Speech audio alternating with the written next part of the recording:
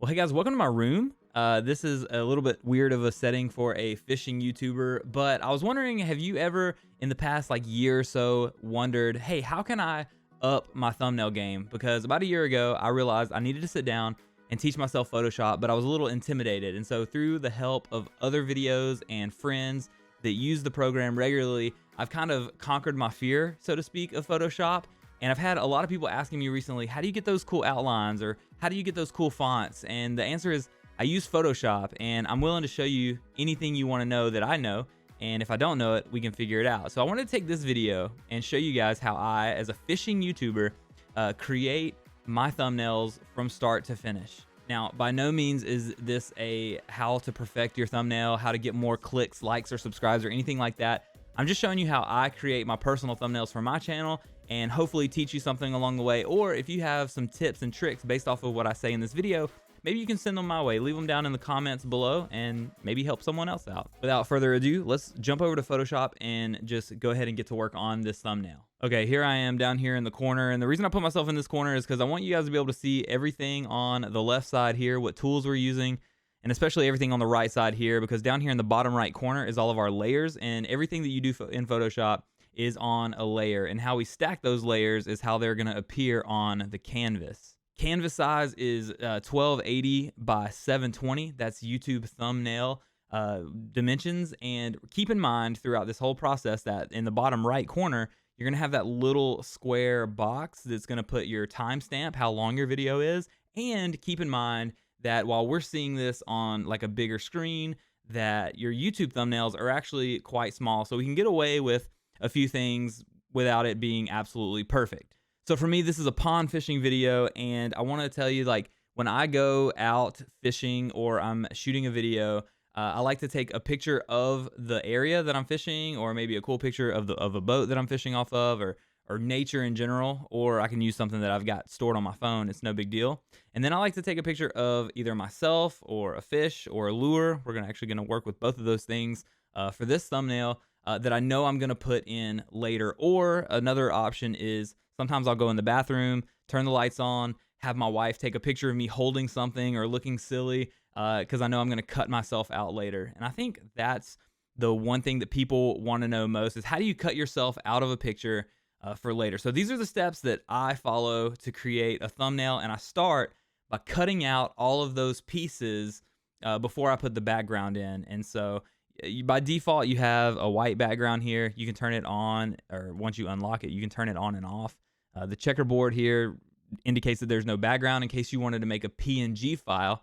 And the reason that's important is because I could cut myself out and use that same cutout for multiple thumbnails if I wanted to in the future. I could save that for later, like I've done with my ending screen for a lot of my videos. But for now, we'll leave this on just to make life simple. Okay, so the main focus of this thumbnail is going to be this picture of me. I have it saved to my desktop right here under fish pick. So I'm just going to click it. I'm going to drag it onto the canvas, and Photoshop is going to throw it in there. I'm just going to hit right click and place it right there. Now, I've already touched this up in Lightroom. I'm a little orange. I could go in and make some adjustments if I wanted to.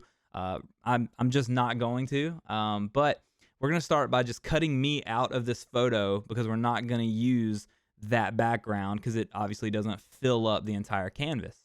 So up here in the top left, I'm going to click the quick selection tool up here. And if you click and hold, there's a couple different options. I'm going to make sure that quick selection tool is selected. And now I like to use the quick selection tool. There's also a way that you can go in and click each pinpoint that you want to use to like select an item or an object on your canvas. I don't do that, and I've gotten away with it because, remember, YouTube thumbnails are kind of small, and if you make a mistake, I'll show you how to fix that in just a second as well. And so up here at the top, you have that tool that you selected, and you have the first option, which is new selection, and then you have the same one, but with the plus sign, add to selection, and you also have subtract from selection. And so whenever I start to cut out a new object, I want to make sure that this first one, select new object, or new selection, is selected. And then I'm going to click inside of what I'm trying to cut out, and it's just going to start to draw this dotted line. And you can see, like, right here on my shoulder, it's already gone out. That's okay. We're going to come back and fix that later. I just want to make sure that everything that I want to be selected, it does a pretty good job though of actually selecting and stopping where there's like hard lines. So let me go ahead and get my entire body and hat. Make sure you guys get the Hornets hat. I'm literally wearing the same outfit right now as I'm wearing in this picture. I wish I would have thought about that. Maybe I would have changed, but I'm not starting this video over. So I have a lot highlighted now or selected. You can tell by the white and black lines that are going around me. But a couple things to notice is right here on my shoulder on the left side of the picture is it's selected a little bit too much. And so that's why the plus and minus up here is so important. It defaults to plus because if you unclick and then click more things, it's going to add to that selection. So I'm going to hit that plus, or I'm going to hit that minus rather, sorry. And I'm going to come down here and I'm going to click, and I'm just going to use it to kind of bump those lines down to go down even with my shoulder right there. And then over here on the right side, you see we don't have that fish's fin. So we're going to hit the plus over here, and then we're going to click inside that fin and connect it to the hard line that we had before so that it kind of just envelops it itself. Like it pretty much does itself. And then I'm just going to go around the perimeter of myself here, make sure I'm all the way selected. Looks good. And then from here, I'm going to right click myself or right click that selection, and I'm going to hit layer via copy. And so what that does is it has essentially taken everything that we've selected and it's put it over here on the right on another layer. So if I turn off the original picture, there I am. And I can hit V for my move tool, and I can move myself around now. But that original picture is still there. Like I haven't affected it at all. And I want to show you real quick how layers work. This is a layer, and this picture is a layer. And you can see that I am clearly over that. If I rearrange these over here on the right side, now the picture is above. And so when you're working with text and you're trying to hide text or put it behind something, or maybe you're putting someone else in a picture or putting someone's face over another face, that's where that comes in to be important. So let me put my cutout back on top. And now I'm going to double click right here, layer 1, and it brings up this menu. And I'm going to click this box that says stroke. And that's how you get that outline that everybody does. Okay.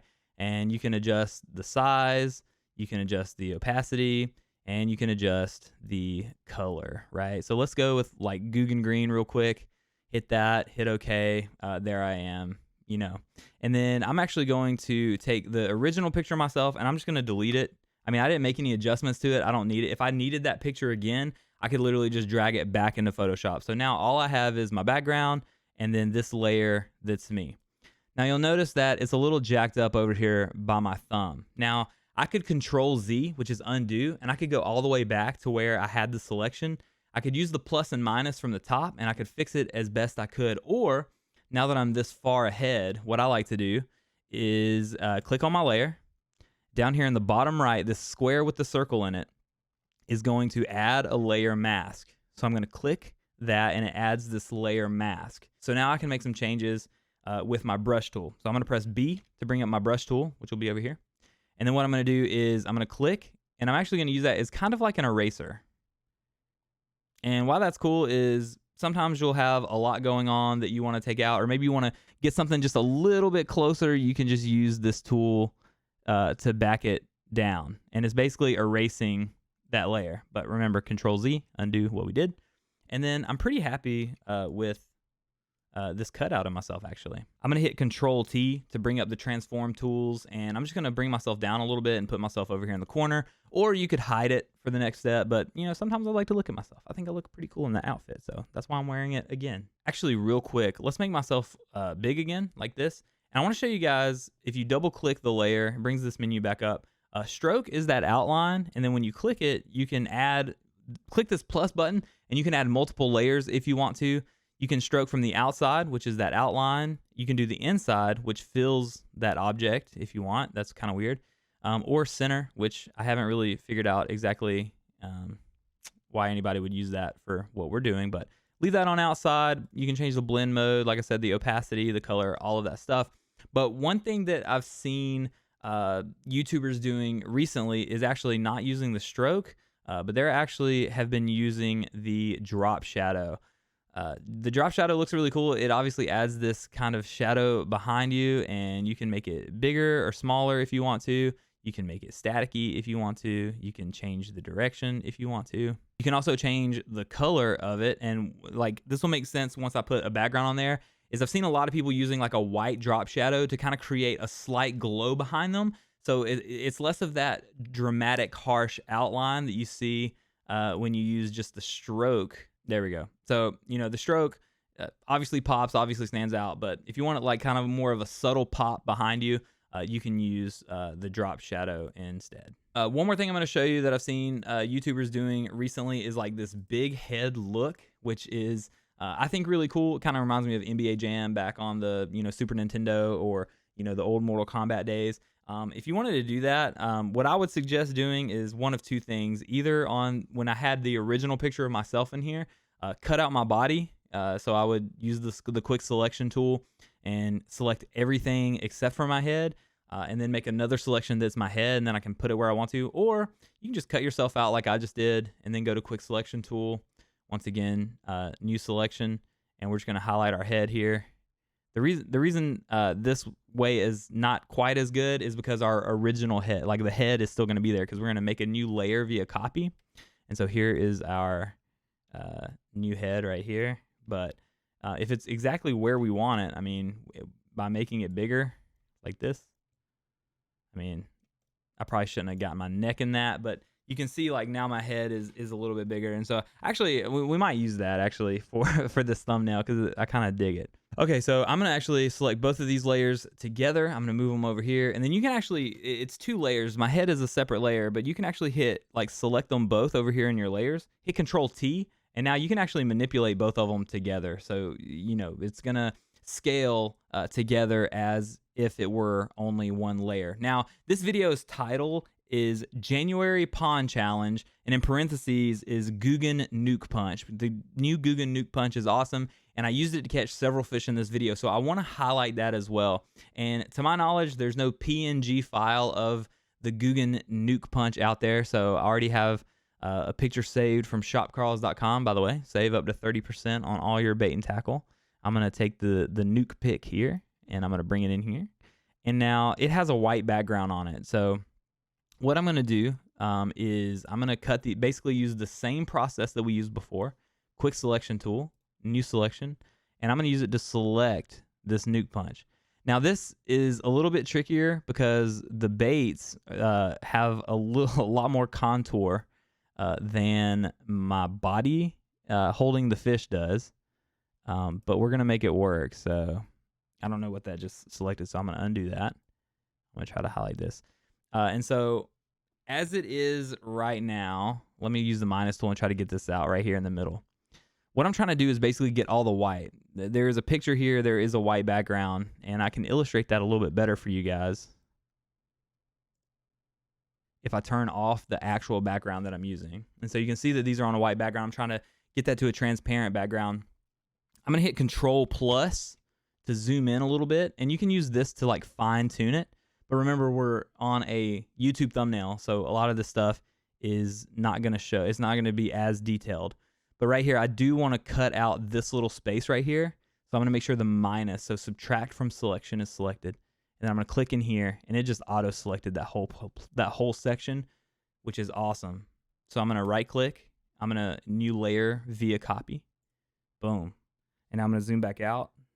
And now I should be able to, as long as I'm selected over here on the right side, I'm going to be able to move that nuke punch around. Now I'm going to Control T for transform tools, and I'm going to make it small. I'm going to bring it over here.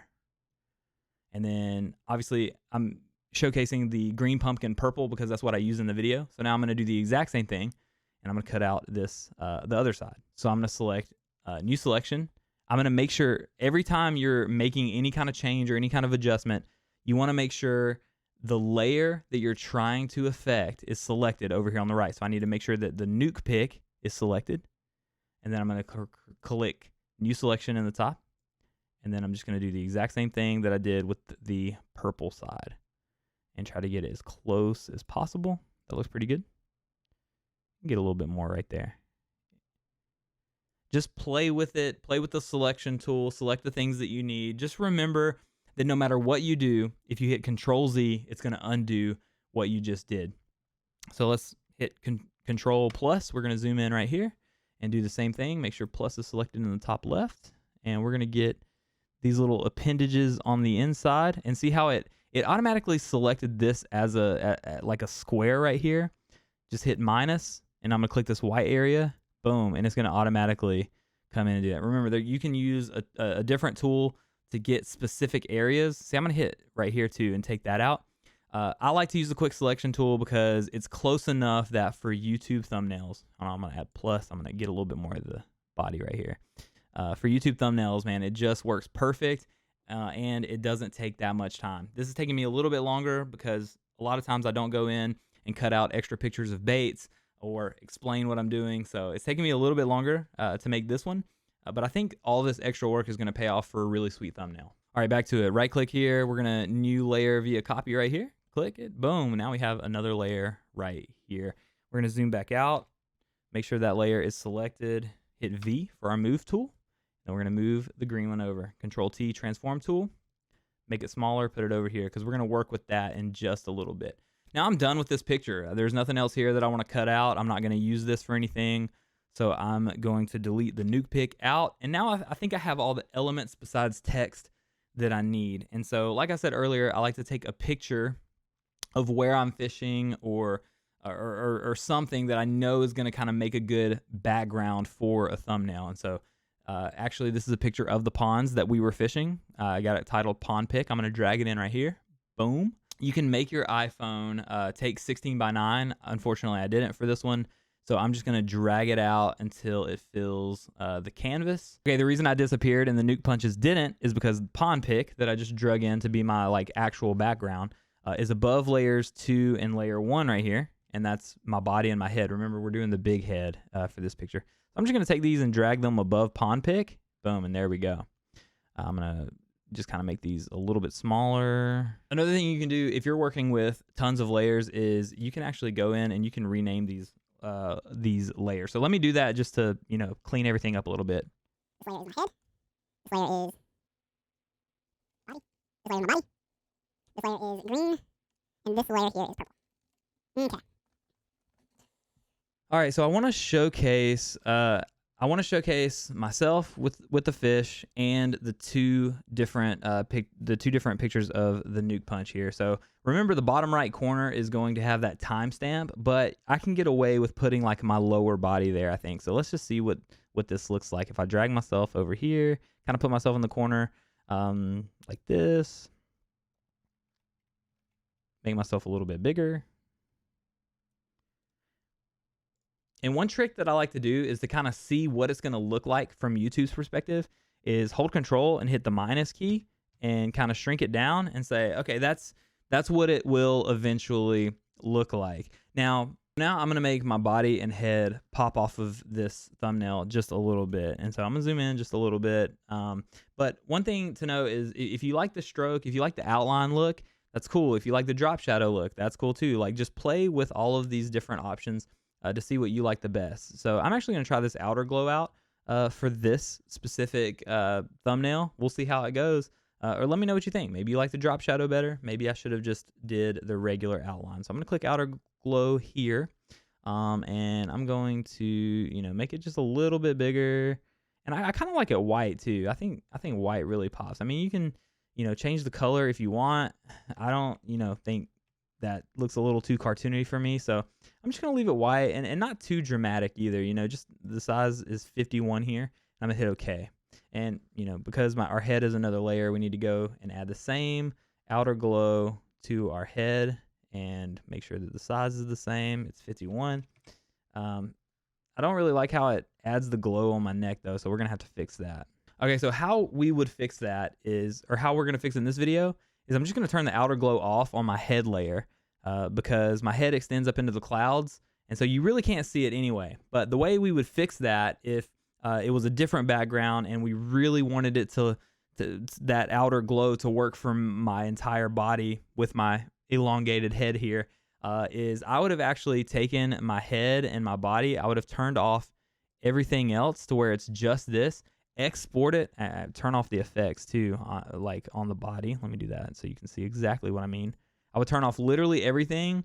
I would export this as a PNG file, so there's no background, and then I would bring that back into Photoshop as one layer, and then that drop shadow would be behind everything. Or if I added a stroke or an outline, it would go around the entire thing, not just my head or just my body. But for the sake of this video and time, if that's something that you guys are struggling with, that's obviously something that I can help you with later. But for this video and for this thumbnail, I just don't think it's necessary. So I'm gonna turn the outer glow back on for my body so that I pop a little bit. We'll back it off a little bit. You can see I'm glowing a little bit. I think it looks pretty good. So we're gonna come in, and now we just have to do something with these nuke punches. Obviously not move the background like that, but make sure it's selected and we can move it. Let's start by outlining it just to see what it looks like. I don't think it's gonna look very good outlined, but it looks pretty good.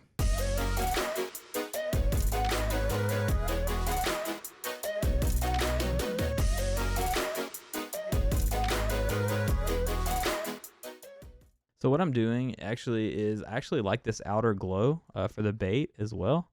And I want to make sure that they're outlined the exact same. So what I can do is hit OK here. I can go and just double click right here on the outer glow that I have on the green one. And it's going to show me that the spread is 11, the size is 62. So 11%, 62 pixels. I'm going to go back to the purple one. I'm going to make sure that it's 11% and 62 pixels. I'm going to hit OK. And then also change the opacity a little bit. So the outer glow on the green one is 61%. So let's go ahead and change that on the purple one as well.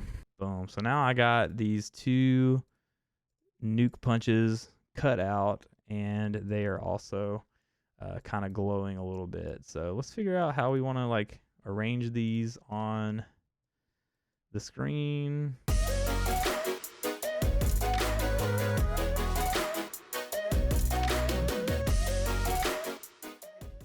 Okay, before we actually get dead set on everything, we can go ahead and add our text to the thumbnail. And so what I'm going to do is hit T for text tool. It's going to change your thing here. And we know that the video is going to be called January Pond Challenge. That's the main title of the video. And then I want to somehow highlight the nuke punches. And so I'm just going to click somewhere on here, and I'm just going to type the first word. I like each word to be its own layer because it lets me move and manipulate them a little bit better. I also don't like this font at all, and so if you select the layer over here and then you come up here to your font list, if you go to the top, you can see the ones that I like to use the most are Proxima Nova, and I like to use that in extra bold italic. You'll see that in a lot of my thumbnails. And another one that I like to use is called Awesome Journey, but for whatever reason my Adobe doesn't save it, and so every time I have to go and put it back in, and I'm gonna do that before the end of this video because I think that font really helps highlight stuff on the thumbnail. So let's see what we can come up with.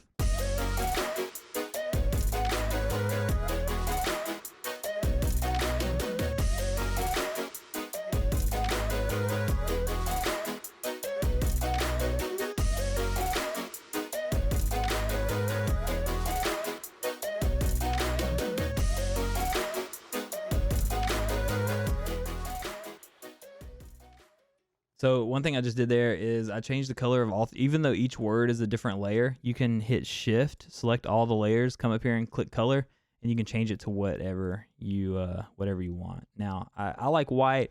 If you watch Lojo's channel, you'll see that he uses a lot of yellow. And I remember at one point, Jeremy and I seeing an article that said yellow for a thumbnail gets more clicks. That could be true. I mean, let's check it out. Let's see if this video performs better than my normal videos. We'll use a yellow font here, and I think yellow looks good if you outline it in black. I think it pops it. So remember, we're going to click stroke. It's going to put whatever our previous outline settings on there. We're going to change that color to black, and then maybe make that outline just a little bit smaller. Like that. Let's go through. We're going to click each layer, and I clicked too many times. I'm going to add that stroke to each layer. My dog's snoring. I don't know if you heard that. So a couple things. I don't like how challenged the L's are like going over right there. So I'm going to make challenge just a little bit smaller like that. And I don't like that the text is actually over my head here. And so I'm going to make sure that I bring the layer pond down below my head so that I'm actually over the text there. Kind of adds a cool little layer dynamic thing. Just, you know, if you like it, you like it. If you don't, you don't.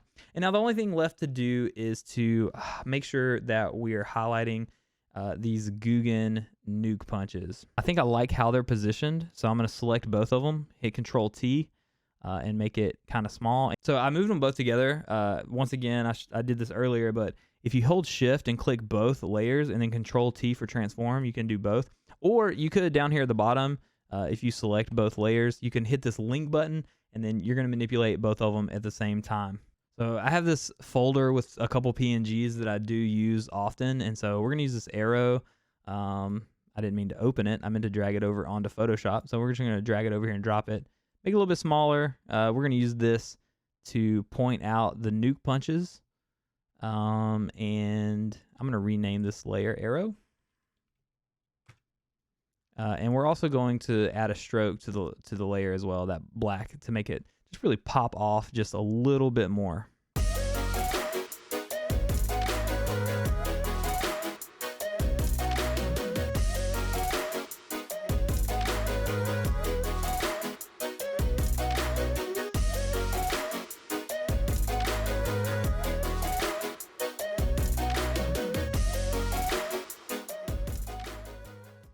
So you can see I kind of shrunk it down. I'm working on a smaller canvas because I want to make sure that it looks cool as a thumbnail, because I mean, if you zoom in, like if you're looking at it as a whole, like it looks a little ridiculous, but remember, this is a YouTube thumbnail. Everything's going to be shrunk down. Give me 1 second. I need to go and add my Awesome Journey font back to Adobe, because for whatever reason, it never saves it.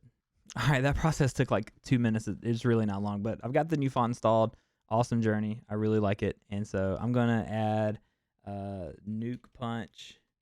Nope, I'm going to remember, I like to do everything. I'm going to Control C, Control V to copy and paste. So now I have all these different layers. I like each word to be on, not every time. It doesn't always have to be one word per layer. It just makes it a little bit easier to get everything out there, because now I can actually take both of these layers. I can change the font of both of them just like this. And so the Awesome Journey font, I think, looks really cool. We're also going to add the stroke to these.